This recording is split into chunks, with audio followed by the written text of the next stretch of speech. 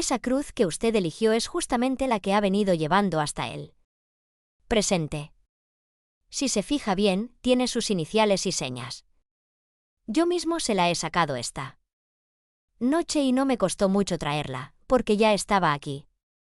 Así que de ahora en adelante cargue su cruz y sígame, y déjese de protestas, que yo sé bien lo que hago y lo que a cada uno le conviene para llegar mejor hasta mi casa. Y en ese momento el hombre se despertó, todo dolorido del hombro derecho por haber dormido incómodo sobre el duro piso del galpón.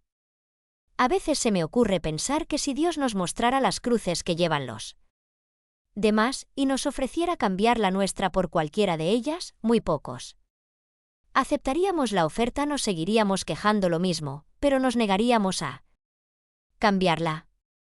No lo haríamos, ni dormidos. Un tropiezo. El Chaco ardía en el algodonal.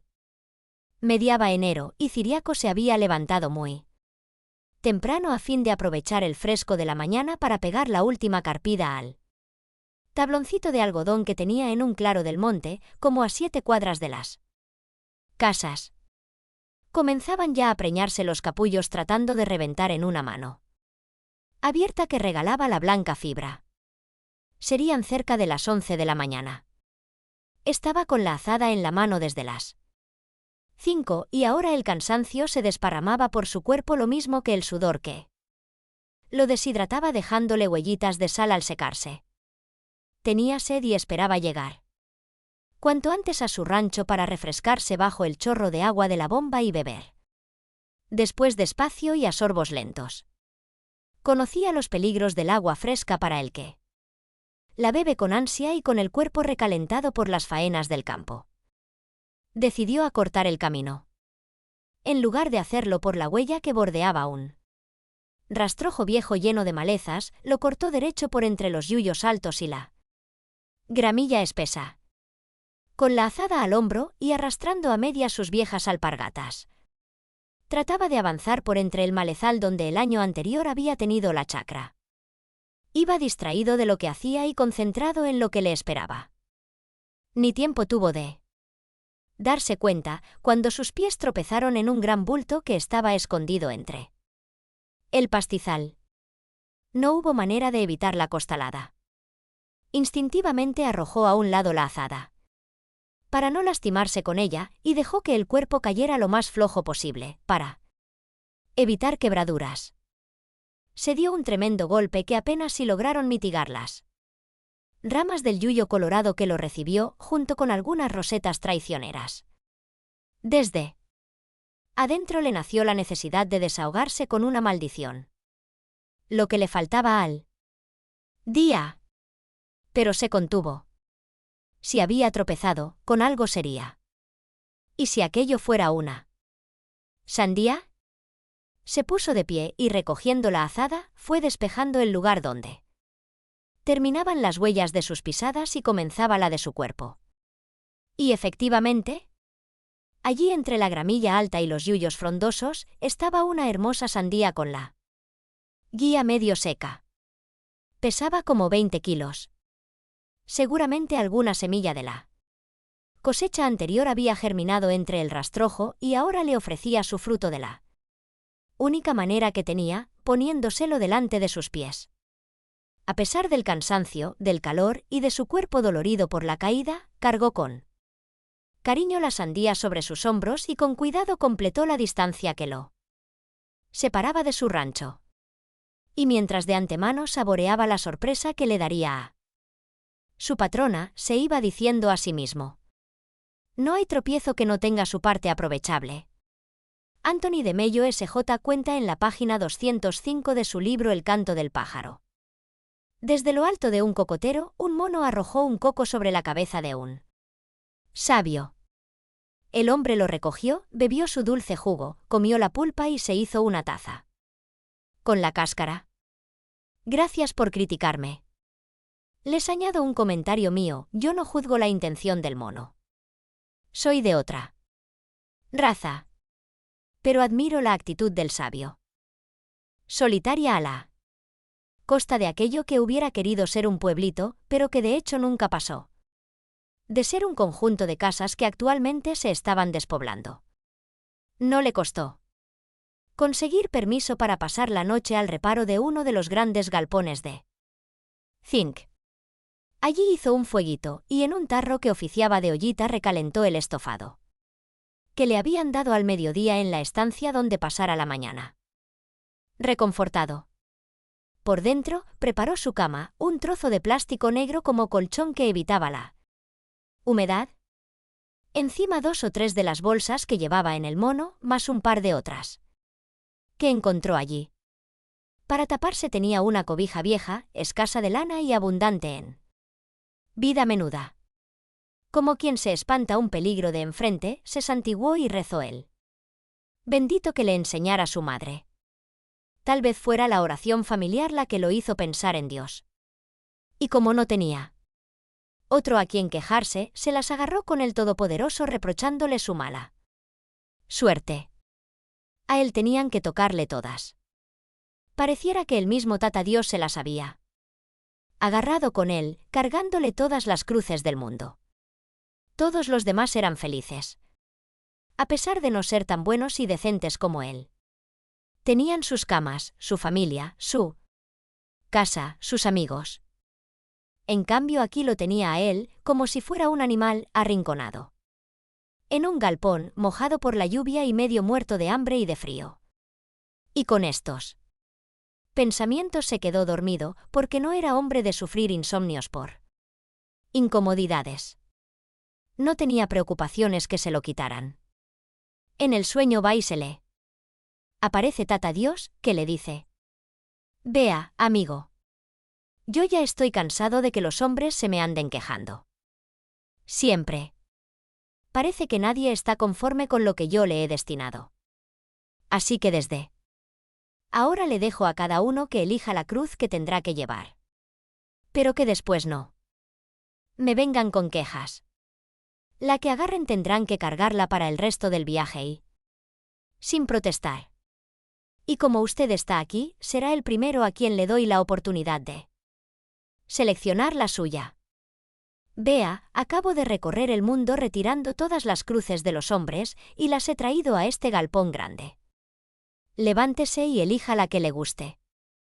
Sorprendido el hombre, mira y ve que efectivamente el galpón estaba que hervía de cruces, de todos los tamaños, pesos y formas. Era una barbaridad de cruces las que allí había, de fierro, de madera, de plástico y de cuanta materia uno pudiera imaginarse. Miró primero para el lado que quedaban las más chiquitas. Pero le dio vergüenza pedir una tan pequeña. No era un hombre sano y fuerte. No era justo siendo él primero, quedarse con una tan chica. Buscó entonces entre las grandes, pero se desanimó enseguida porque se dio cuenta que no le daba el hombro para tanto. Fue entonces y se decidió por una tamaño medio, ni muy grande ni tan chica. Pero resulta que entre estas las había sumamente pesadas de quebracho y otras livianitas de cartón como para que jugaran os gurises.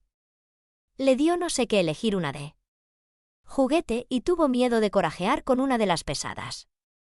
Se quedó a mitad de camino y entre las medianas de tamaño prefirió una de peso regular. Faltaba con todo tomar aún otra decisión. Porque no todas las cruces tenían la misma terminación.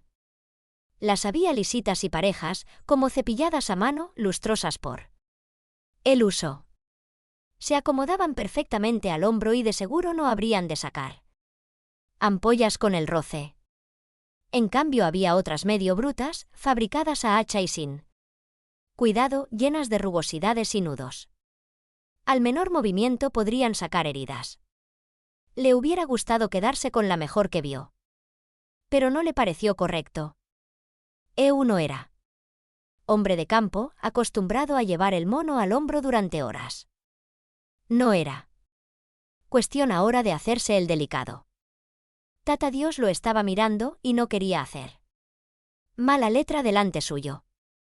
Pero tampoco andaba con ganas de hacer bravatas y llevarse una que lo lastimara toda la vida. Se decidió por fin y tomando de las medianas en tamaño, la que era regular de peso y determinado, se dirigió a Tata Dios diciéndole que elegía para su vida aquella cruz. Tata Dios lo miró a los ojos, y muy en serio le preguntó si estaba seguro de que quedaría conforme en el futuro con la elección que estaba haciendo. Que lo pensara. Bien, no fuera que más adelante se arrepintiera y le viniera de nuevo con quejas.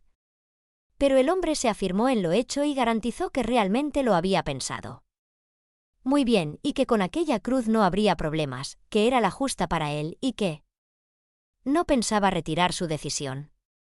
Tata Dios casi riéndose le dijo: «Vea, amigo. Le voy a decir una cosa». Asustado casi por su propia irreverencia, volvió a colocar la imagen de madera en su lugar, esperando que su actitud hubiera impresionado al santo. Pero al día siguiente todo estaba igual. Y esta vez la cosa fue en serio. Porque luego de la sacudida, literalmente el santo fue tirado con violencia por la ventana alta de la capilla que daba al patio. Justo en el momento en que Ruperta abandonaba el aula para regresar a su casa. Tan justo fue, que la imagencita así arrojada fue a estrellarse contra su espalda. Provocándole un susto mayúsculo al descubrir la causa, recogió la imagencita y hecha una fiera entró como tormenta en la capilla. Se dirigió enérgicamente donde estaba el pobre hombre, que asustado no sabía qué hacer. No había sido esa su intención. Pero lo mismo tuvo que escuchar el tremendo chaparrón que se le descargó encima. Apagado el fuego inicial, vino la parte referente a las disculpas y excusas, luego la de la reconciliación y finalmente la de las confidencias. Al mes ya estaban semiarreglados. Al poco tiempo la cosa ya era algo en firme. La mañana en que se casaron en la capilla del colegio de las monjas, cuando salían tomados de la mano y bajo los arpegios del armonio familiar, instintivamente ambos miraron hacia la imagencita del santo. Y hubieran jurado que éste les había guiñado un ojo. A veces los violentos llegan a arrebatar el cielo. En todo caso, la insistencia es un ingrediente importante en la oración de petición. Está en los evangelios. La indecisión. Lo habían agarrado en flagrante delito de robo y no existían circunstancias atenuantes que lo justificaran. A pesar de todas sus negativas, no pudo evitar que la justicia lo mandara a la muerte. Cierto, había tratado de mostrarse sereno y había logrado impresionar a sus mismos jueces. Todavía le quedaba un poco de humor y decidió jugarse hasta la última carta. Trataría al menos de ganar tiempo para vivir un rato más.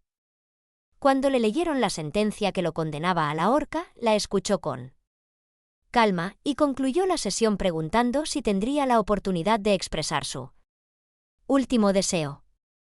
Era imposible que se lo negasen. Y así fue. Se lo concedieron antes aún de averiguar de qué se trataba. Quisiera, dijo, ser yo mismo quien elija el árbol en cuya rama tendré que ser ajusticiado. Aunque la petición pareció a los jueces un tanto romántica para lo dramático de las circunstancias, no hubo inconvenientes en concedérsela. Le designaron un piquete de 4 guardias para que lo acompañaran en el recorrido por el bosquecito de las afueras de aquella vieja ciudad medieval en la que este suceso se desarrollaba, conforme a las costumbres y procederes de la época. Más de 3 horas duró la caminata, que impacientó a todos, menos al interesado, que gastaba su tiempo desaprensivamente observando con superioridad e ironía cada árbol y cada gajo que podría ser su último punto de apoyo sobre esta tierra de la que se despediría en breve. Los miraba y estudiaba minuciosamente, para desecharlos luego casi con desprecio. No sería una miserable planta con tantos defectos la que tendría el honor de cargar con su partida. De esta manera fue pasando de árbol en árbol hasta que hubo inspeccionado todos los posibles. De nuevo ante el juez, expresó así sus conclusiones. Señor juez, ¿Quiere que le diga la verdad? No hay ninguno que me convenza. Murió lo mismo. Y sin haber elegido. Tengo 2 amigos. Uno de ellos ha llegado a la convicción de que debería consagrar su vida a Dios. Pero todavía no ha encontrado ninguna congregación que lo convenza. El otro cree en el amor. Pero no cree en las mujeres. Me temo que los 2 van a morir sin haber elegido eligiendo cruces. Esto también es del tiempo viejo, cuando Dios se revelaba en sueños. O al menos, la gente todavía acostumbraba a soñar con Dios. Y era con Dios que nuestro caminante había estado dialogando toda aquella tarde. Tal vez sería mucho hablar de diálogo, ya que no tenía muchas ganas de escuchar sino de hablar y desahogarse. El hombre cargaba una buena estiva de años, sin haber llegado a viejo. Sentía en sus piernas el cansancio de los caminos, luego de haber andado toda la tarde bajo la fría llovizna, con el mono al hombro y bordeando las vías del ferrocarril. Hacía tiempo que se había largado al Ingerear, abandonando, vaya a saber por qué, su familia, su pago y sus amigos, un poco de amargura guardaba por dentro y la había venido rumiando despacio como para acompañar la soledad. Finalmente llegó mojado y aterido hasta la estación del ferrocarril. Pero eran personas realistas. Por ello, se alegraron sinceramente por su elección. Sabían que solo a través del sí, ella se ponía en marcha hacia el futuro, hacia la vida. Nadie se preocupaba de las renuncias encerradas en aquella elección. La sobrina de Ruperta tenía 17 años. Llena de vida y con todo el futuro que le sonreía a través de los sueños de sus viejos y de las aspiraciones de sus amistades. Había terminado quinto y tenía que decidir. Varias carreras eran posibles. Tenía inteligencia ella y dinero sus padres. Pero desde el retiro de septiembre, algo le andaba bullendo dentro de su corazón de muchacha. Sentía que Cristo le pedía un sí entero. Y a ella le entusiasmaba la idea de decirle que sí, aunque le asustaba un poco lo que podría encerrar para el futuro. Cuando se supo que entraba al convento, se armó un bonito revuelo entre los parientes, sobre todo entre los y las que ya habían doblado la curva de los 35.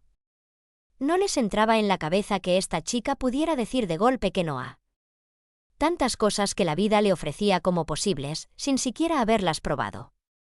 Los tenía obsesionados la idea de que la chica al entrar al convento renunciaba a un futuro profesional, a una pareja feliz, a los hijos. Renunciar a tanto, pero qué necesidad había. ¿Quién le habría metido en la cabeza semejante idea? Se hablaron barbaridades y se dijeron estupideces sobre las monjas a cuyo colegio sus papis la habían maridado desde pequeña, porque era un colegio bien y daba estatus. Se criticó al cura que les había dado el retiro de septiembre a las chicas de quinto y discretamente la andanada salpicó a los padres que inconscientemente le habían dado el permiso para hacerlo. En fin, lo curioso fue que muy pocos realmente pensaron que lo que la muchacha estaba haciendo no era decir que no a nada. Simplemente decía que sí a alguien. Era ese sí el que encerraba tantos no.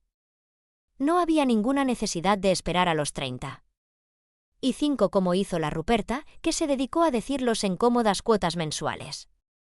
Durante 20 años, para aflojar recién a la fuerza un sí medio tibión empollado por una nidada de no anteriores. La conozco a esta joven, que es hoy una gran religiosa. Conserva toda la frescura de un sí grandote dicho desde el principio. Oración insistente. Lo del casorio de la Ruperta, dicen que fue así. Ella trabajaba de maestra en el colegio de las monjas donde iba su sobrina. Antes de comenzar sus horas de clase, solía hacer una disparada hasta la capilla para satisfacer sus devociones. Y de paso, tratando de que nadie la viera, le hacía un saludito a San Antonio, que desde su hornacina atendía los pedidos referentes a su especialidad. La verdad que nunca se lo rezó en forma demasiado confesada. Pero en el saludo de la Ruperta, seguramente el santo comprendía los sobreentendidos que se contenían.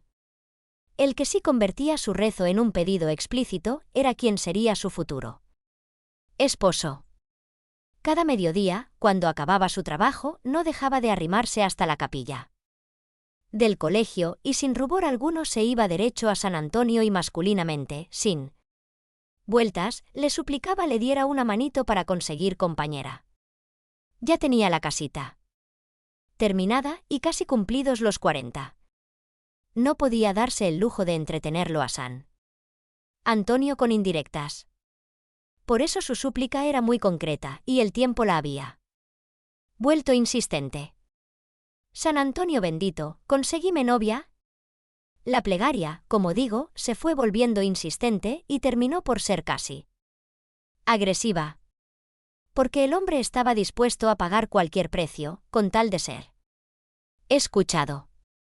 Prometió velas, le compró flores, le ponía plata en la alcancía. Y sobre todo le rezaba. Oración que se prolongaba en cuanto al tiempo y se intensificaba. Respecto al contenido, al final ya se transformó en algo que tenía bastante de súplica y mucho de amenaza. Un día la cosa tenía que explotar.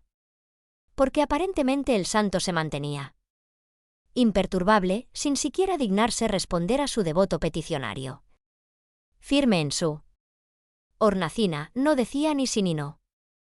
Simplemente lo miraba con sus celestes ojos de vidrio, como atendiendo sin comprender la pena del pobre hombre. La pena un día se hizo rabia y ésta estalló. Poniéndose de pie frente al santo lo tomó de la sotana y, levantándolo en peso, le pegó una sacudida mientras le decía: ¿Me vas a escuchar o no me vas a escuchar de una buena vez? ¿Hasta cuándo me vas a tener penando? Un día voy a perder la paciencia y te voy a tirar por la ventana, santo y todo como sos. ¿Cómo me gustaría que este chorizo se te pegara en la nariz y no te lo pudiera sacar? ¿Para qué lo habrá dicho? Porque el hombre no imaginó que al decir aquello estaba expresando en voz alta su primer deseo. De esto solo se percató cuando ante sus ojos asombrados vio cómo el chorizo pegaba un brinco desde el brasero para ir a colgarse de la punta de la nariz de la Nemesia. Imagínense el grito de dolor y de rabia de la mujer al sentir que su nariz ardía por la quemadura, lo mismo que sus dedos al querer sacárselo. La escena que siguió no es para describir, sino para imaginar. Porque ahora le tocó el turno a la Nemesia, que arremetió con todo lo peor de su abundante vocabulario para hacerle sentir al ciriaco la enormidad de lo que acababa de realizar. Porque no solo había malgastado también él su oportunidad, sino que lo había hecho provocándole semejante estropicio a ella. Todo fue inútil para calmarla. El ciriaco se arrodilló, suplicó, lloró, prometió. Quiso hacer que la Nemesia se calmara para reflexionar. Pero nada. Y no era para menos. Gritaba pidiendo que se llamara inmediatamente al ángel para que en forma conjunta le pidieran que se pudiera sacar de su nariz ese maldito chorizo que la estaba martirizando. Ciriaco sintió que el mundo se le venía abajo. Acababan de desperdiciar ambos su oportunidad personal y ahora veía con angustia que tendrían que malgastar también la tercera posibilidad de ser felices, simplemente tratando de arreglar el desastre que habían provocado. Pero no le quedaba otra alternativa que ceder. Y con pena cedió. El ángel fue llamado. Apareció en el pobre rancho llenándolo nuevamente de luz. Escuchó con bondad la súplica compungida del hombre en favor de su mujer y simplemente dijo: hágase como ustedes han deseado. En aquel mismo instante todo volvió a estar como al principio. Solamente que a la pobre Nemesia le quedó ardiendo la nariz y por todo el rancho los cuzcos y perros grandes andaban husmeando en busca del chorizo desaparecido. A veces se me ocurre pensar que el cuento podría haber terminado diferente si lo hubiera podido inventar yo. Me lo imaginaría ahí Ciriaco tomándola de las manos a la Nemesia y mirándola profundamente a los ojos, le diría: al fin tengo la oportunidad de cumplir tus sueños. Quisiera saber cuáles son tus esperanzas y anhelos, porque deseo gastar esta gran oportunidad de mi vida en tu favor. Emocionada, la Nemesia le respondería más o menos de la misma manera. Gastaría su oportunidad pidiendo se cumplieran los sueños del Ciriaco. Y todavía les quedaría la tercera posibilidad conjunta. Sugiero que la piensen ustedes mismos, porque este cuento tiene que completarlo cada uno según él. Momento del cuento en que esté. La novia y la novicia. 10 pretendientes tuvo la Ruperta. Bueno, claro, no simultáneamente los 10. Pero siempre se dio el lujo de decirles que no. Cuando alguno se ponía más insistente y buscaba oportunidad de entrar en su vida, decididamente cortaba con una negativa que lo alejaba sin explicaciones. Cuando dijo el primer no, tenía clara conciencia de que aún le quedaban al menos 9 sí como posibles. Y como era joven y bonita, la seducía la idea de vivir de los posibles. Por ello el decir un no la gratificaba, asegurándola en su posición un tanto romántica de estar disponible para no sé qué futuro. Pero era evidente que con decir simplemente que no, el futuro no se construía. Cada negativa la dejaba exactamente donde estaba y cada vez un poco más cerrada sobre sí misma. A medida que crecía el número de sus no, se iban acortando proporcionalmente las posibilidades de sus sí. Y pasaron los años. Cuando pegó la curva de los 35, se dio cuenta de que su actitud no conducía a nada.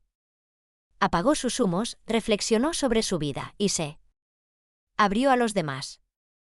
Y aunque humanamente tuvo que renunciar a muchas de sus expectativas, por último corajeó una de las posibilidades y comenzó su primer noviazgo a fondo. Lo defendió con uñas y dientes, sobre todo de sí misma y de sus ilusiones un tanto adolescentes. Y finalmente se dio cuenta de que valía la pena decir un sí a la vida y al amor. La mañana que se casaron, porque se casaron de mañana, unas cuantas amigas la acompañaron en su ceremonia. Todas se emocionaron felicitándola por el paso que daba. Quizá las amigas no se daban cuenta que Ruperta, al decir en esa mañana su sí, englobaba en él todos los no a las futuras posibilidades que se le pudieran presentar.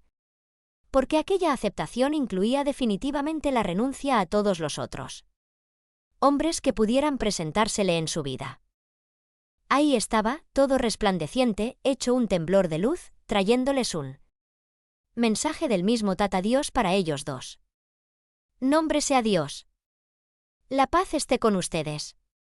Volvió a repetir el arcángel San Gabriel. Vengo de parte de Tata Dios para anunciarles que él ha escuchado lo que ustedes piensan, desean y andan diciéndose en su corazón. Y ahora les manda él. Siguiente recado, 3 deseos se les van a cumplir. Los primeros que ustedes pidan. Usted, doña Nemesia, tiene derecho a pedir individualmente un deseo. El primero que pida en voz alta se le va a cumplir en el acto. Lo mismo para usted, don Ciriaco. Lo primero que se le ocurra en voz alta será cumplido en el acto. Piénselo bien cada uno. Porque más luego, tendrán todavía la oportunidad de un tercer deseo. ¿Pero para qué? Este se realice tendrán que ponerse de acuerdo los dos y pedirlo en forma conjunta. Ya saben, piénsenlo bien y que Dios esté con ustedes. Dichas estas palabras, el ángel desapareció como había venido, en medio de un refucilo de luces y temblor de plumas.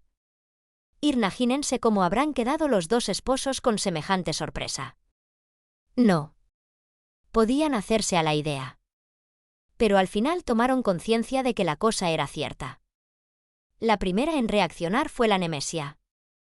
Como fuera de sí por la emoción, se levantó de un salto y tomando el banquito donde estaba sentada lo dio vueltas dando la espalda a su esposo, mientras le decía: por favor, Ciriaco, no me digas nada, no me hables. Déjame pensar a solas. Lo ¿Qué tendré que pedir? Y luego exclamó para sí: ¡ay, mi Diosito lindo! ¿Quién lo hubiera imaginado? Podré al fin cumplir mis sueños. Esos que el ciriaco nunca pudo darme. Y extasiada consigo misma comenzó a pasar a toda velocidad la película de sus sueños, sus deseos y sus ambiciones personales. Pensó en pedir de nuevo la juventud, la belleza, las oportunidades. Luego se imaginó que todo eso era poco. ¿Pediría plata? Salud, larga vida. Tampoco así quedaba satisfecha del todo. Debería pedir además amistades, un palacio, vestidos, cantidad de sirvientes y la oportunidad de hacer fiestas todas las semanas. Mientras la Nemesia continuaba su soliloquio fantasioso, el ciriaco hacía más o menos lo mismo. Dando vueltas la cabeza de vaca que le servía de asiento, comenzó a golpearse despacito las botas con la lonja de su rebenque mientras soltaba la tropilla de sus ambiciones por los campos de su imaginación. Ya se veía al trotecito del redomón haciendo punta a su tropilla de un pelo, con madrina zaina y cencerro cantor. La estancia que pensaba pedir no tendría límites y la hacienda que la poblaría no necesitaría ser contada. Hasta donde diera la vista, campo y cielo, todo sería de Don Ciriaco. En estos y otros pensamientos estaban ambos, mientras la noche seguía su curso y el pampero enfriaba cada vez más el interior del rancho. Entumecida por la inmovilidad y la temperatura exterior, la Nemesia volvió a la realidad buscando con los ojos el brasero. Se dio vuelta y volvió a estirar sus manos sobre él para calentarse un poco. Y cayó en la trampa. Al ver aquellas brasas rojas y sobre ellas la parrilita, no va y se le cruza el maldito con una tentación haciéndole imaginar un chorizo chirriando sobre los carbones encendidos. Imaginarlo y desearlo era casi lo mismo. Lo peor fue que lo expresó en voz alta. ¡Qué hermosas brasas! Cómo me gustaría tener aquí sobre la parrilita un chorizo de 2/4 de largo asándose. ¿Para qué lo habrá dicho? Aunque ni se le había pasado por la mente que sería su pedido, de hecho lo fue. Decirlo y suceder fue lo mismo. Porque en ese preciso instante un hermoso chorizo apareció milagrosamente goteando grasa en él centro del brasero, sobre la parrilita. Nemesia pegó un grito. Pero ya era tarde. Su pedido estaba realizado. Se quedó atónita mirando el fuego y sintiendo el crepitar de las gotitas de grasa al caer sobre las brasas, mientras un humo apetitoso comenzaba a llenar el rancho. Ciriaco, que casi ni había escuchado a su mujer, volvió a la realidad con su grito. Fue ver y darse cuenta de lo sucedido. Y como era hombre de genio arrebatado y de palabra rápida, también él cayó en la trampa que parecía pensada por el mismo Mandinga. Se levantó de un salto y dirigiéndose a su mujer la apostrofó. Pero, mujer, tenías que ser siempre la misma. Mira lo que has hecho. Venir a gastar la gran oportunidad de tu vida pidiendo solamente un miserable chorizo. Sí. Sería como para sacarte zumbando ahora mismo del rancho. Tenías que ser vos. Siempre la misma arrebatada, incapaz de pensar con la cabeza antes de meter la pata. Y en penitencia, durante 5 años reza todos los días. Esta jaculatoria, Jesús, manso y humilde de corazón, dame un corazón semejante al tuyo. Y el hombre se despertó todo transpirado, observando por la ventana entreabierta que el sol ya había salido y que afuera cantaban los pajaritos. Hay historias que parecen sueños. Y sueños que podrían cambiar la historia. Los 3 deseos. Este es un cuento viejo. Lo he escuchado muchas veces y de distintas maneras. Pertenece a aquellos que han rodado mucho y que vienen muy golpeados. Diría que no. Solo lo he sentido contar en forma de cuento, sino que a veces en mi vida de cúralo he tenido que escuchar como historia. Claro que con muchas variantes, según los casos. Iréis una noche de invierno. Y en ella una pareja que habitaba un rancho frío, por el que se colaba el viento pampero haciendo parpadear el candil de sebo que lo alumbraba. Don Ciriaco y la Nemesia, su mujer, aparentemente ya no tenían nada que decirse. Hacía añares que vivían juntos, y los hijos emplumados habían dejado el rancho buscando otros horizontes donde anidar. La ancianidad se les iba acercando. Despacio como para que tuvieran todo el tiempo de sentirle los pasos cansados. Se encontraban uno frente al otro, simplemente porque el braserito improvisado con una lata estaba entre ellos. Sus miradas clavadas en los carbones incandescentes, que de vez en cuando chisporroteaban, buscaban mirar realidades muy lejanas. El diálogo ya parecía inútil. Se había desdoblado en dos monólogos interiores en el que cada uno soliloqueaba con sus propios recuerdos. Velay con mi triste suerte, se decía Ciriaco. Haber renunciado a tantas cosas por atarme a la Nemesia. Yo era tropero libre. Solo los caminos eran mi querencia. Anidaba al sereno, y entre el montado y el carguero repartía mi cuerpo y mis cosas en mi libre andar de pago en pago. Pero un día me embretaron los ojos de la Nemesia y me dejé pialar de parado no más. Me aquerenció en este trozo de tierra, y aquí levanté este ranchito lleno de sueños, que ahora de a poco va despajando el pampero. Yo, que podría haber llegado a tener tropilla de un pelo con madrina y cencerro. Yo, que habría podido conocer mundo, aquí estoy, estaqueado entre dos horcones por haber creído que la Nemesia me iba a hacer feliz. Quizá la pobre no pudo dar más. Pero lo mismo. Aquí estoy y es esta mi triste suerte. También la Nemesia tenía sus recuerdos para rumiar. Ella había sido la flor del pago. ¿Cuántas veces los troperos al pasar habían detenido adrede sus fletes delante del rancho, con cualquier excusa, por el simple deseo de recibir de sus manos el mate cordial y prometedor? Si recordaba patente aquella tarde en que el mozo guapo, con montado y carguero de tiro, había pedido humildemente permiso para desensillar en cualquier parte, mientras con la mirada decía bien a las claras cuál era el patio donde quería hacer pie. Tantas cosas había ella soñado aquella noche. Sus ilusiones le habían prometido un futuro feliz, con horizontes infinitamente más amplios que los de aquel rancho que terminaba con la mirada entre los cardos y el pajonal. Lo vio libre, y se imaginó que sería el creador de la libertad. Lo vio fuerte, y lo soñó el distribuidor de la firmeza y la seguridad. No estaba segura de haberse equivocado. Pero sentía con pena que no le había podido llenar sus sueños. Y así estaban los dos, en sus soliloquios, deseando imposibles y desperdiciando oportunidades. Pidiendo a Dios en el secreto de sus corazones todo aquello que creían podría llenar sus anhelos y curar sus frustraciones. Y Dios los estaba escuchando. Como escucha todo lo que pasa por dentro del corazón de cada uno de nosotros, aunque no nos animemos a sacarlo hecho súplica y palabra. Y Tata Dios en su bondad quiso hacerles dar un paso hacia adelante. Eligió a uno de sus mejores chasquis. Mandó al ángel Gabriel que fuera de un bolido a llevarles su propuesta. Impresionante el refucilo. A pesar de lo serenito de aquella noche de pampero frío en que las estrellas brillaban como nunca, el rancho fue sacudido por el trueno y un relámpago lo llenó de luz. La Nemesia se santiguó, como en un conjuro, mientras que Ciriaco levantó instintivamente el brazo izquierdo a la altura de la cara, como si en él tuviera enrollado el poncho. Nombre sea Dios.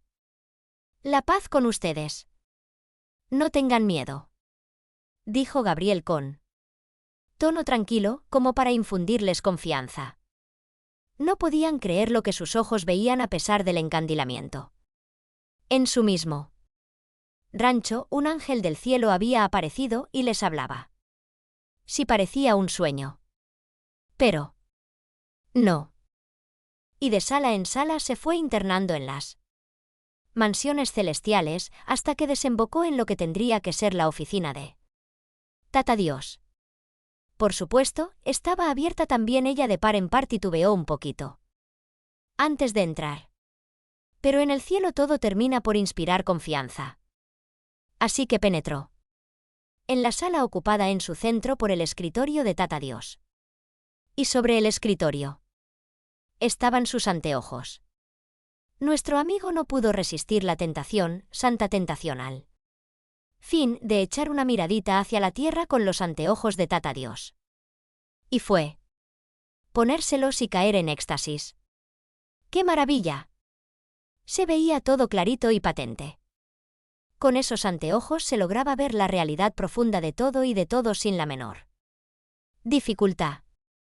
Pudo mirar lo profundo de las intenciones de los políticos, las auténticas razones de los economistas, las tentaciones de los hombres de iglesia, los sufrimientos de las 2/3 partes de la humanidad. Todo estaba patente a los anteojos de Dios, como afirma la Biblia. Entonces se le ocurrió una idea. Trataría de ubicar a su socio de la financiera para observarlo desde esta situación privilegiada.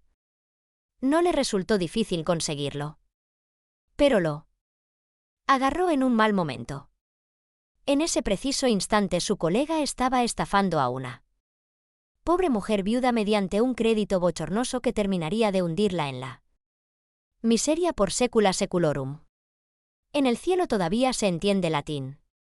Y al ver con meridiana claridad la cocinada que su socio estaba por realizar, le subió al corazón un profundo deseo de justicia. Nunca le había pasado algo así en la tierra. Pero, claro, ahora estaba en el cielo.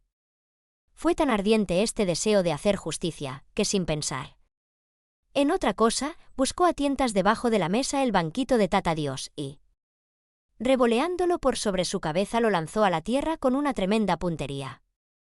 Con semejante teleobjetivo el tiro fue certero. Euno banquito le pegó un formidable golpe a su socio, tumbándolo allí mismo. En ese momento se sintió en el cielo una gran algarabía. Era Tata Dios que retornaba con sus angelitos, sus santas vírgenes, confesores y mártires, luego de un día de picnic realizado en los collados eternos. La alegría de todos se expresaba hasta por los poros del alma, haciendo una batahola celestial. Nuestro amigo se sobresaltó. Como era pura alma, el alma no se le fue a los pies, sino que se trató de esconder detrás del armario de las indulgencias. Pero ustedes comprenderán que la cosa no le sirvió de nada. Porque a los ojos de Dios todo está patente. Así que fue nomás entrar y llamarlo a su presencia. Pero Dios no estaba irritado. Gozaba de muy buen humor, como siempre. Simplemente le preguntó qué estaba haciendo.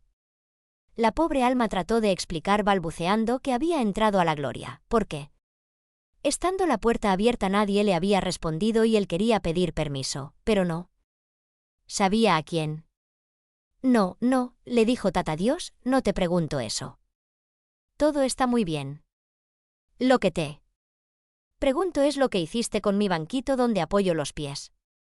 Reconfortado por la misericordiosa manera de ser de Tata Dios, el pobre tipo se fue animando y le contó que había entrado en su despacho, había visto el escritorio y encima los anteojos, y que no había resistido la tentación de colocárselos para echarle una miradita al mundo.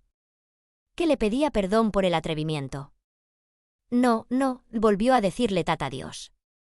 Todo eso está muy bien. No hay nada que perdonar. Mi deseo profundo es que todos los hombres fueran capaces de mirar el mundo como yo lo veo. En eso no hay pecado. Pero hiciste algo más. ¿Qué pasó con mi banquito donde apoyo los pies?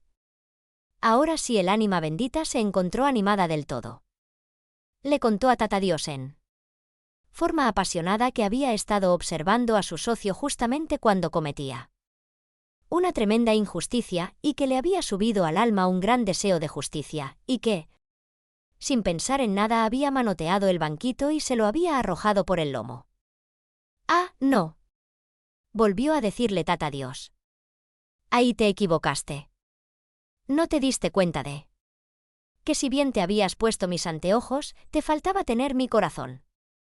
Imagínate que, si yo cada vez que veo una injusticia en la tierra me decidiera a tirarles un banquito, no alcanzarían los carpinteros de todo el universo para abastecerme de proyectiles. No, hijo. No. Hay que tener mucho cuidado con ponerse mis anteojos si no se está bien seguro de tener también mi corazón. Solo tiene derecho a juzgar el que tiene el poder de salvar». Y Tata Dios, poniéndole la mano sobre el hombro, le dijo con afecto de padre: «Volvete ahora a la tierra». Decidieron ir a consultar al abad Arsenio, quizá él con su poderosa intercesión pudiera desembrujar a su hija para que recobrara su ser original. Y diciendo y haciendo, emprendieron el viaje. Atada con su cabresto por el bozal y a gritos y empujones, fueron haciéndolos 3 días de camino desierto adentro hasta llegar al lugar en que Arsenio habitaba. Al ver desde la colina su celda, dejaron allí atada a la asna y fueron corriendo y llorosos a postrarse a los pies del anciano suplicándole que desembrujara a su hija que había quedado convertida en una asna por encantamiento maléfico.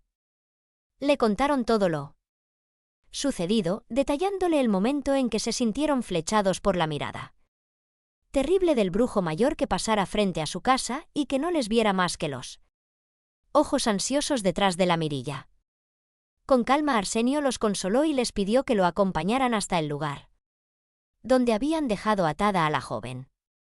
Al acercarse les preguntó: «¿Dónde está la asna de la que me hablan? Yo no la veo». «¿Cómo no la ves?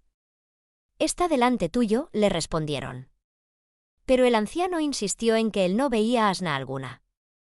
Lo que sus ojos veían era una muchacha aterrorizada, castigada y humillada a la que tenían atada con un bozal y cabresto y que lo miraba con miedo, sin entender nada. Entonces el anciano levantó sus ojos al cielo y oró. Y Dios lo iluminó para que de pronto comprendiera todo. Miró profundamente a los ojos atemorizados de los padres y les ordenó que se arrodillaran.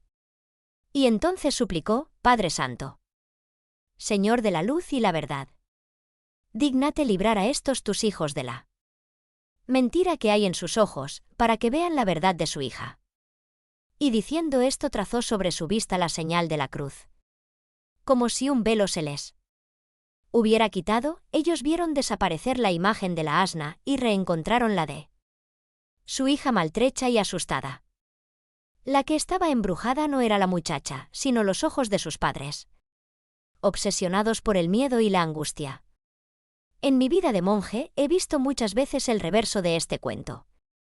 He conocido muchos jóvenes que tenían los ojos embrujados y eran incapaces de verla verdad de sus padres, donde ellos no descubrían más que seres celosos y chapados a la antigua, que nada comprendían. La verdad demostraba una pareja de padres cariñosos y sinceramente responsables del bien de su hijo.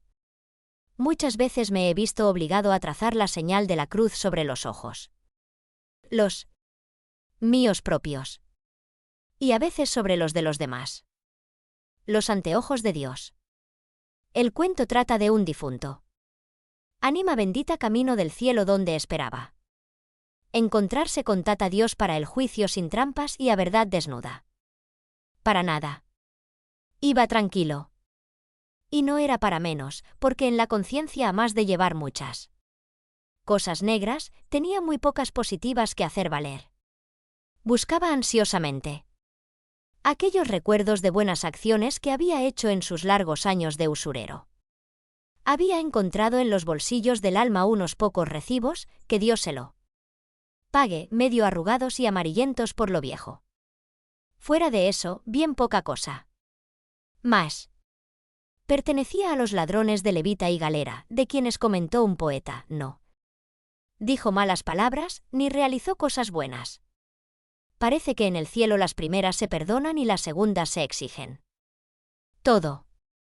Esto ahora lo veía clarito. Pero ya era tarde. La cercanía del juicio de Tata Dioslo tenía a muy mal traer. Se acercó despacito a la entrada principal, se extrañó mucho al ver que allí no había que hacer cola.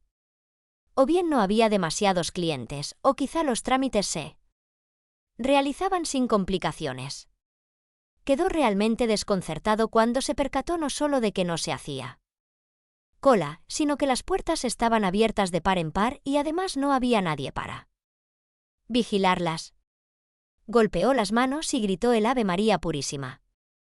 Pero nadie le respondió.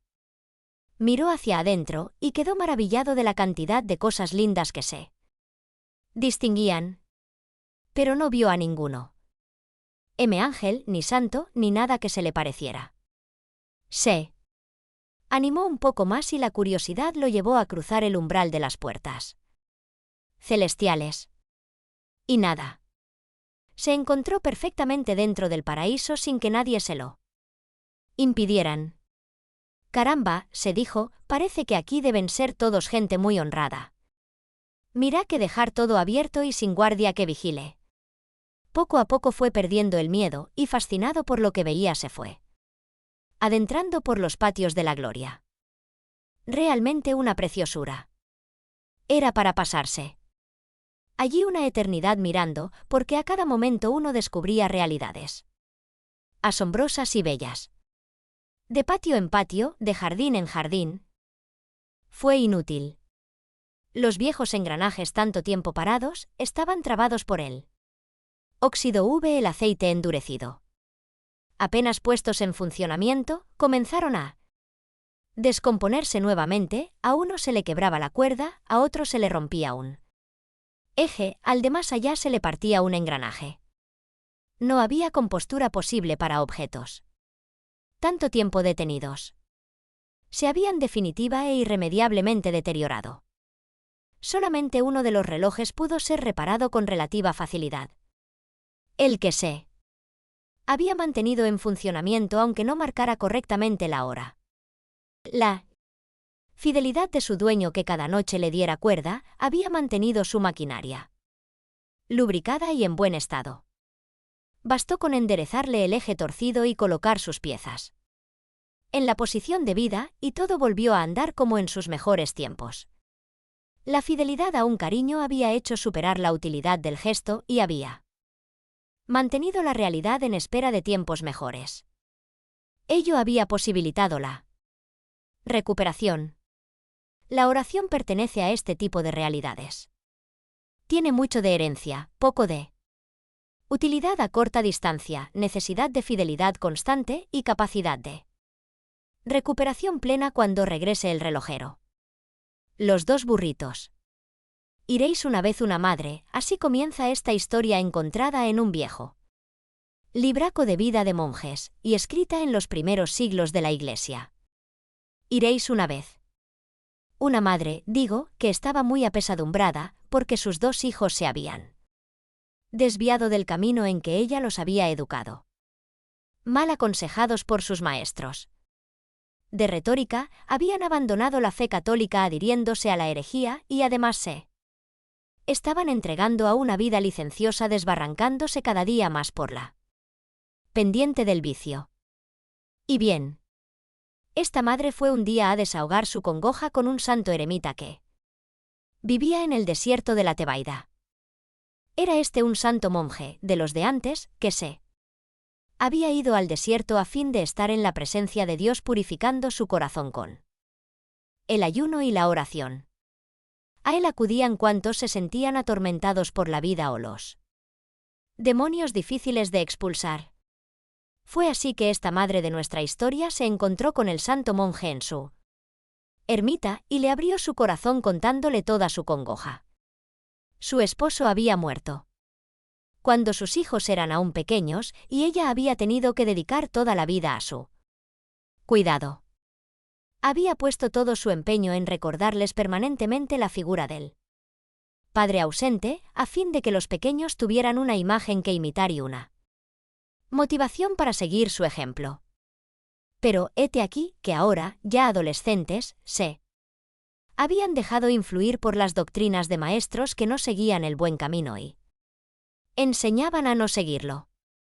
Y ella sentía que todo el esfuerzo de su vida se estaba inutilizando. ¿Qué hacer? Retirar a sus hijos de la escuela era exponerlos a que, suspendidos sus estudios, terminaran por sumergirse aún más en los vicios por dedicarse al ocio y vagancia del teatro y el circo. Lo peor de la situación era que ella misma ya no sabía qué actitud tomar respecto a sus convicciones religiosas y personales. Porque si éstas no habían servido para mantener a sus propios hijos en la buena senda, quizá fueran indicio de que estaba equivocada también ella. En fin, al dolor se sumaba la duda y el desconcierto no. Sabiendo qué sentido podría tener ya el continuar siendo fiel al recuerdo de su esposo difunto. Todo esto y muchas otras cosas contó la mujer al santo eremita, que la escuchó en silencio y con cariño. Cuando terminó su exposición, el monje continuó en silencio, mirándola. Finalmente se levantó de su asiento y la invitó a que juntos se acercaran a la ventana. Daba esta hacia la falda de la colina donde solamente se veía un arbusto. Y atada de su tronco una burra con sus 2 burritos mellizos. ¿Qué ves? Le preguntó a la mujer, quien respondió: Veo una burra atada al tronco del arbusto y a sus 2 burritos que retozan a su alrededor sueltos. A veces vienen y maman un poquito, y luego se alejan corriendo por detrás de la colina donde parecen perderse, para aparecer enseguida cerca de su burra madre. Y esto lo han venido haciendo desde que llegué aquí. Los miraba sin ver mientras te hablaba. ¿Has visto bien?, le respondió el ermitaño. Aprende de la burra. Ella permanece atada y tranquila. Deja que sus burritos retocen y se vayan. Pero su presencia allí es un continuo punto de referencia para ellos, que permanentemente retornan a su lado. Si ellas se desatan para querer seguirlos, probablemente se perderían los 3 en el desierto.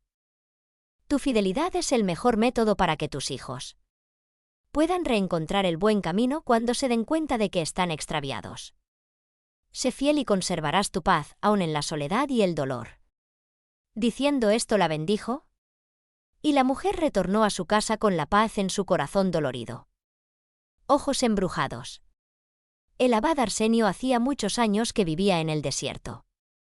Se había retirado a la soledad a fin de luchar contra todos los engaños del diablo y así poder mirarlas cosas con ojos simples y ver solo lo que Dios veía. Muchos años le había costado esa lucha, hasta que finalmente Dios en su misericordia le había concedido la gracia de ver la realidad de las cosas. Es decir, ver las cosas con los ojos de Dios, simple y puramente. Vivía desierto adentro, 3 días de camino. Al borde del desierto había una ciudad. Y en ella vivía un matrimonio de personas ya mayores, que tenían solo una hija adolescente, por la que estaban más que preocupados. Permanentemente se sentían angustiados por la jovencita, a la que tenían acobardada a consejos, tratando de evitarle los peligros propios de su edad. La verdad era que su hija daba bastantes motivos para que sus padres se preocuparan, ya que estaba en esa etapa de la vida en que se vive sin ver los peligros reales e imaginándose todas las oportunidades como posibles. Un día la angustia se les hizo espesa. Había llegado el rumor de que se acercaba a la ciudad una compañía de brujos, con su circo de animales, sus camellos llenos de campanillas y toda su hechicería a cuestas. Sobre todo se hablaba mucho del brujo mayor, hombre de poder maléfico, que con su sola mirada era capaz de seducir a una joven y convertirla en un animal que luego utilizaba para sus pruebas en el circo. En aquella época se creía que los animales amaestrados eran en realidad personas convertidas en tales por arte de encantamiento y que por ello junto a su nueva forma animal les quedaban restos de comprensión humana. Imagínense el terror que se apoderó de los padres de la muchacha al saber que la compañía de brujos se acercaba al poblado y que su hija no se hallaba en casa. Comenzaron a temer lo peor.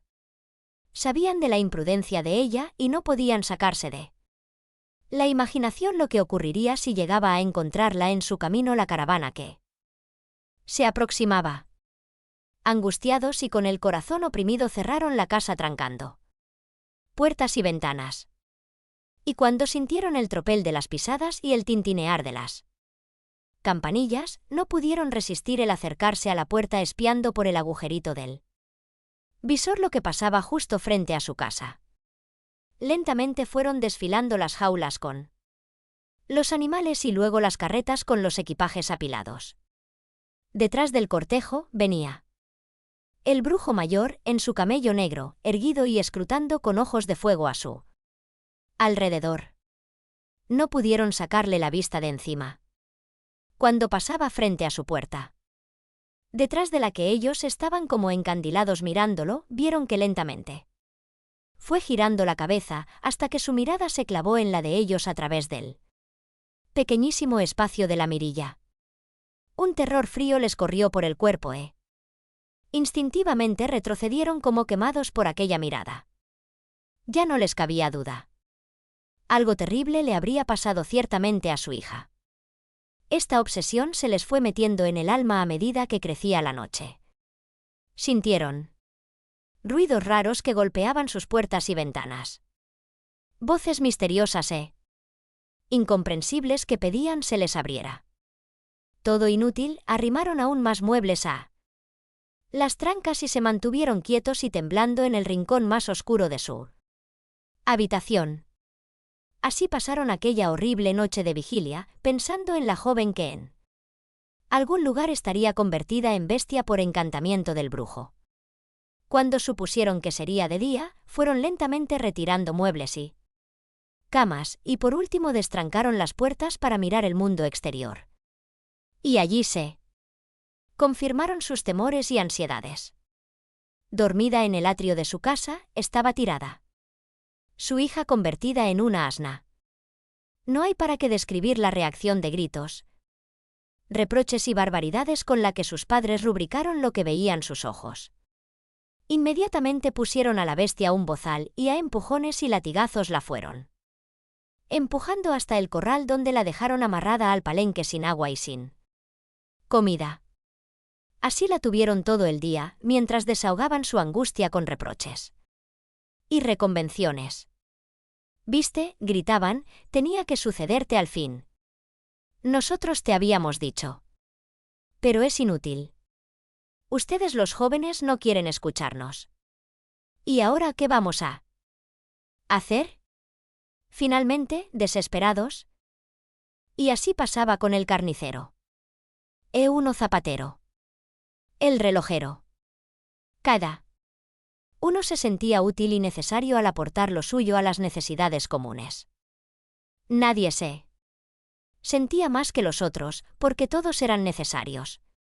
Pero un día, algo vino a turbar la tranquila vida de los pobladores de aquella aldea. Perdida en la montaña. En un amanecer se sintió a lo lejos el clarín del heraldo que hacía de postillón o correo. Uno retumbo de los cascos del caballo se fue acercando y finalmente se lo vio doblar la calle que daba entrada al pueblito, un caballo sudoroso, que fue frenado justo delante de la puerta de la casa del relojero. Uno heraldo le entregó un grueso sobre que traía noticias de la capital. Toda la gente se mantuvo a la expectativa a la puerta de sus casas a fin de conocer la importante noticia que seguramente se sabría de un momento al otro. Y así fue efectivamente. Pronto corrió por todo el pueblo la voz de que desde la capital lo llamaban al relojero para que se hiciera cargo de una enorme herencia que un pariente le había legado. Toda la población quedó consternada. Uno pueblito se quedaría sin relojero. Todos se sintieron turbados frente a la idea de que desde aquel día, algo faltaría al irse quien se ocupaba de atender los relojes con los que podían conocer la hora exacta.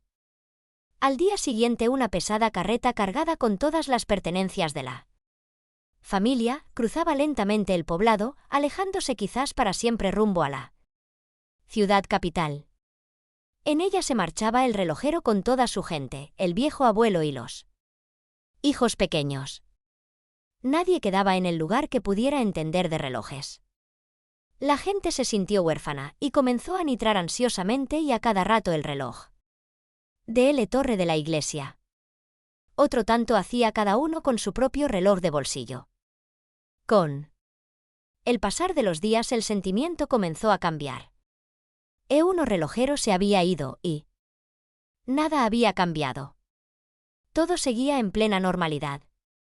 Uno aparato de la torre y los de cada uno seguían rítmicamente funcionando y dando la hora sin contratiempo alguno. «Caramba», se decía la gente. «Nos hemos asustado de gusto». Después de todo, el relojero no era una persona indispensable entre nosotros. Se ha marchado y todo sigue en orden y bien como cuando él estaba aquí. Otra cosa muy distinta hubiera sido sin el panadero.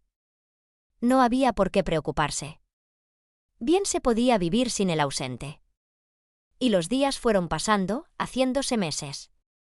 De pronto a alguien se le cayó el reloj y aunque al sacudirlo recomenzó a funcionar, desde ese día su manera de señalar la hora ya no era de fiar. Adelantaba o atrasaba sin motivo aparente. Fue inútil sacudirlo o darle cuerda. La cosa no parecía tener solución. De manera que el propietario del aparato decidió guardarlo en su mesita de luz y bien pronto lo olvidó, al ir amontonando sobre él otras cosas que también iban a parar al mismo lugar de descanso. Y lo que le pasó a esta persona le fue sucediendo más o menos al resto de los pobladores. En pocos años todos los relojes, por una causa o por otra, dejaron de funcionar normalmente y con ello ya no fueron de fiar. Recién entonces se comenzó a notar la ausencia del relojero. Pero era inútil lamentarlo. Ya no estaba, y esto sucedía desde hacía varios años. Por ello cada uno guardó su reloj en el cajón de la mesa de luz y poco a poco lo fue olvidando y arrinconando. Digo mal al decir que todos hacían esto, porque hubo alguien que obró de una manera extraña. Su reloj también se descompuso. Dejó de marcar la hora correcta y ya fue poco menos que inútil. Pero esta persona tenía cariño por aquel objeto que recibiera de sus antepasados y que lo acompañara cada día con sus exigencias de darle cuerda por la noche y de marcarle el ritmo de las horas durante la jornada. Por ello no lo abandonó al olvido de las cosas inútiles. Cierto, no le servía de gran cosa. Pero lo mismo, cada noche, antes de acostarse cumplía con el rito de sacar el reloj del cajón para darle fielmente cuerda a fin de que se mantuviera funcionando. Le corregía la hora más o menos intuitivamente recordando las últimas campanadas del reloj de la iglesia. Luego lo volvía a guardar hasta la noche siguiente en que repetía religiosamente el gesto. Un buen día, la población fue nuevamente sacudida por una noticia. Retornaba el relojero. Se armó un enorme revuelo. Cada uno comenzó a buscar ansiosamente entre sus cosas olvidadas el reloj abandonado por inútil a fin de hacerlo llegar lo antes posible al que podría arreglárselo. En esta búsqueda aparecieron cartas no contestadas, facturas no pagadas, junto al reloj ya medio oxidado. Laque. Queridos muchachos, tal vez ustedes no sepan lo que es un laque. Así llaman los araucanos mapuches a la piedra de la boleadora. Cuando la piedra viene forrada en cuero, recibe el nombre de loncolacay. Al canto rodado le dan el hermoso nombre de imulcura. Curá. Significa piedra cuando no se le quiere dar otra especificación. Ya ven cuánta riqueza de vocablos tienen nuestros mapuches, gente de la tierra. Para nombrar esto que tengo aquí delante mío, la piedra que aprieta los papeles de este librito, a fin de que el viento no me los lleve. Sí. Me regalaron un laque. Lo encontraron en el campo, cuando la reja del arado lo dejó al descubierto. Allí estaba enterrado, vaya a saber desde cuándo. Seguro que tiene mucha historia, aunque yo no la conozco. ¿Tampoco se lo puedo preguntar? Porque es una piedra llena de silencio. Es de esas realidades que no responde. Interroga. Eso sí, está muy golpeada. La golpearon para redondearla y ella tiene que haber golpeado mucho porque le han saltado varios trozos. Lo que actualmente le quita belleza y nos descubre sus méritos. Debió haberse desgajado hace muchísimos siglos de la inmensa cordillera sureña. ¿Cuándo? ¿Dónde? ¿Cómo? Es inútil preguntar eso. El laque no nos responderá. Igual que el Principito de Saint-Exupéry, pertenece a los seres que no responden a nuestras preguntas, pero se empecinan en exigirnos respuestas. Pudo haber sido Huemilo Genchual, tal vez Claqueo o Colín. Nunca se sabrá. Un día se arrimó al torrente cordillerano para dar de beber a su flete y allí la encontró. Quizá junto a otras muchas. Le gustó la forma. Al tomarla en su mano, comprobó que tenía peso suficiente y que con un poco de ciencia y paciencia podría hacer yunta con otra que ya tenía para fabricar la boleadora potrera que andaba necesitando. La llevó a su toldo y terminó a mano lo que el canto del arroyo había venido haciendo desde siglos, golpe a golpe y verso a verso, para redondearla. Le añadió algo nuevo, una ranura que la ciñe completamente como el ecuador a la tierra. Yasiakel Mulcurá se transformó en este laque, que en la mano del indio seria. Temible en las peleas, certera en el trabajo de frenar baguales en plena carrera o rítmica al acompañar el retumbo de una danza. Pasaron los años y el mapuche se acriolló. La lanza se hizo picana y el malón fue arreo. La vincha resbaló por la melena y se hizo barbijo del sombrero ancho y aludó. La boleadora se desanudó de la cintura para arrollarse prolijamente en la cabecera de los bastos como adorno criollo. Y quizá desde allí descendió para dormir en la tierra negra, el sueño del cual la despertó el arado. A mí me la regaló el pibe Martínez, actual carnicero dueño de la Colorada, nacido y criado en la tribu de Coliqueo, lugar donde ejercí mis primeros 5 años de pastoral como cura. Lugar al que quiero mucho, como ustedes imaginarán. Y ahora está aquí, mientras aprieta las hojas de este librito que es para ustedes. Me sigue interrogando con su historia de siglos. Siempre la misma, ella adaptó sus servicios a la manera de pensar y de ser de cada uno de aquellos que se creyeron sus propietarios. Pero hay que saber que los laques no tienen propietarios sino simplemente usuarios. Fueron ya antes que nosotros naciéramos y seguirán siendo después que nosotros nos hayamos ido. Y en cada ciclo de una nueva cultura, volverán a despertar para brindar su servicio a sus nuevos usuarios. De allí que tendremos que tratarlos con respeto, pero con confianza. Igual que estos cuentos que prologan. No pregunten dónde nacieron ni qué significan. Pero tengan por cierto que han rodado mucho. Vienen muy golpeados y dispuestos a golpear. Mamerto Menapac. El relojero. De esto hace mucho tiempo. Época en la que todavía todo oficio era un arte y una herencia. El hijo aprendía de su padre lo que éste había sabido por su abuelo. El trabajo heredado terminaba por dar un apellido a la familia.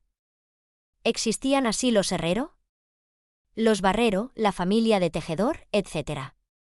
Bueno, en aquella época y en un pueblito perdido en la montaña, pasaba más o menos lo mismo que sucedía en todas las otras poblaciones. Las necesidades de la Gente eran satisfechas por las diferentes familias que con sus oficios heredados se preocupaban de solucionar todos los problemas. Cada día, el aguatero con su familia traía desde el río cercano toda el agua que el pueblito necesitaba. Uno cantero hacía lo mismo con respecto a las piedras y lajas necesarias para la construcción o reparación de las viviendas. Uno panadero se ocupaba con los suyos de amasar la harina y hornear el pan que se consumiría.